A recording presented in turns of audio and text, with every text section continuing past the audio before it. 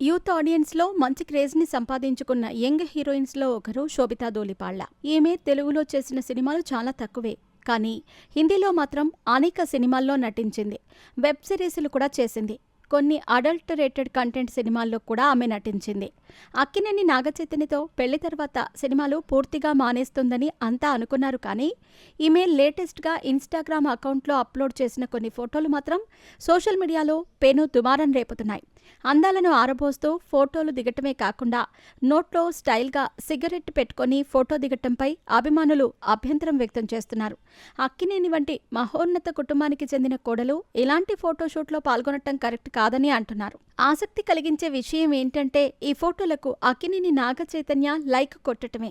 అప్పట్లో సమంతకి విడాకులివ్వటానికి కారణం ఆమె ది ఫ్యామిలీ మ్యాన్ 2 చిత్రంలో హద్దులు దాటి రొమాన్స్ చేయటం వల్లే అని ఒక ప్రచారం పెద్ద ఎత్తునైతే జరిగింది.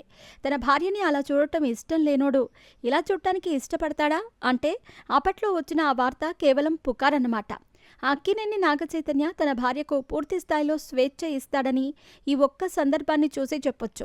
శోభిత ఈరోజు అప్లోడ్ చేసిన ఫోటోలను చూసిన తర్వాత ఇంతకుముందు తాను ఎలా అయితే స్వేచ్ఛగా సినిమాలు చేస్తూ ఉండేదో ఇక నుండి కూడా అలాగే ఉండబోతోంది అనే సంకేతాలు అభిమానులకు వెళ్లాయి.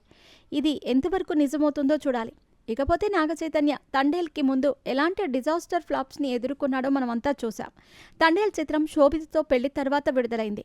ఎంత పెద్ద హిట్ అయిందో ప్రత్యేకించే చెప్పనవసరం లేదు.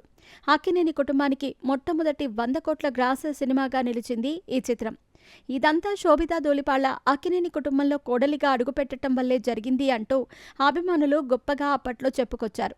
ఇకపోతే ప్రస్తుతం నాగచైతన్య విరూపాక్ష డైరెక్టర్ కార్తీక్తో ఒక హారర్ జోనర్ చిత్రం చేస్తున్నాడు.